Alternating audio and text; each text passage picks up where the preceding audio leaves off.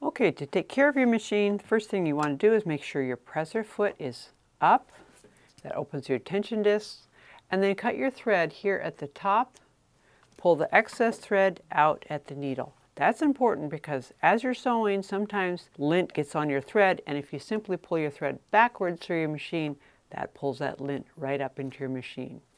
We're also going to take out the bobbin. Open this little door, hang on to that little lever, pull straight out, and that takes your bobbin out of the bobbin case. Now the bobbin case is usually pretty clean, but if there is some lint, you can always take your brush, make sure you brush it well. Now to take out your bobbin case, move these little clips to the side, hang on to that center spindle and pull straight out.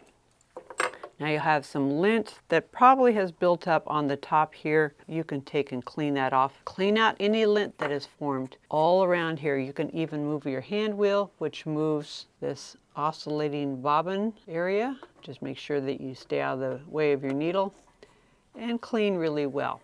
Now, a brush is usually all you need. You can use your vacuum cleaner attachment if you've got a lot of fuzz in there. Sometimes you get a lot of fuzz from sewing through something like fleece or batting. But I would avoid using canned air because canned air can push lint and threads further back in your machine, and you don't want to do that. So clean all the parts of your machine. Then again, with your take-up lever up like that, so that makes like a half circle here to put it back together. This is your other half of the circle. Put that right in there, making sure that that piece is nice and flat. There, it's only held in by gravity. This is your retainer ring. We want to put it on so that these knobs are facing outwards, not like this, but like this. And then this little knob helps align it just right, right down there in that groove. Nice and carefully so you don't bump that inner piece. Making sure that this is nice and flat all the way around. Move these little retainer clips on, and you've put your bobbin area back together. It's really pretty simple. Now to do a thorough cleaning, you probably want to also take out your needle. Again, the manual is going to tell you to turn off your machine for safety purposes, but I'm leaving it on so I can have light for educational purposes.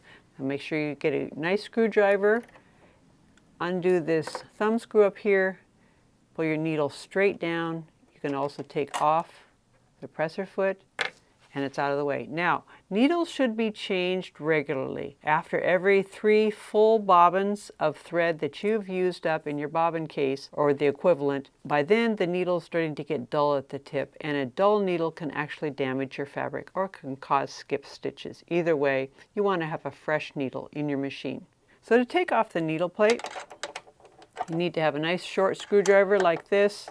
These screws, they may be a little stiff if you have a brand new machine, but once you have them loosened, just unloosen them like that. Take your little short screw out. Now this could get lost easily, so put it in a place that's going to be safe. I'm going to put it in my sewing basket for now.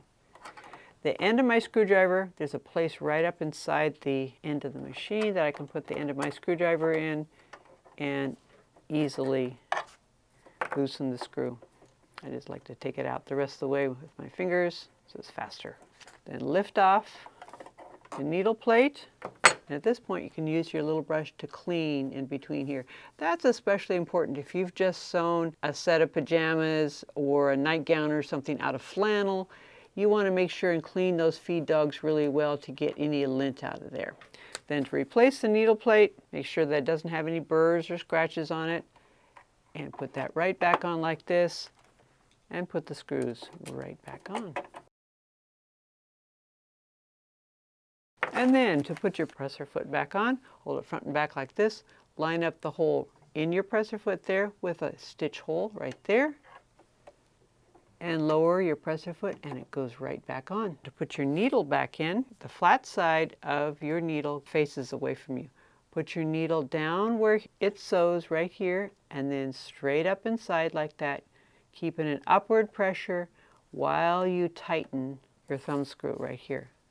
We tighten it a little bit more with a screwdriver just to make sure it stays in there securely. It's important to have your needle all the way up to the stopper when you put it in and not let it hang down a little bit, otherwise it could damage your machine.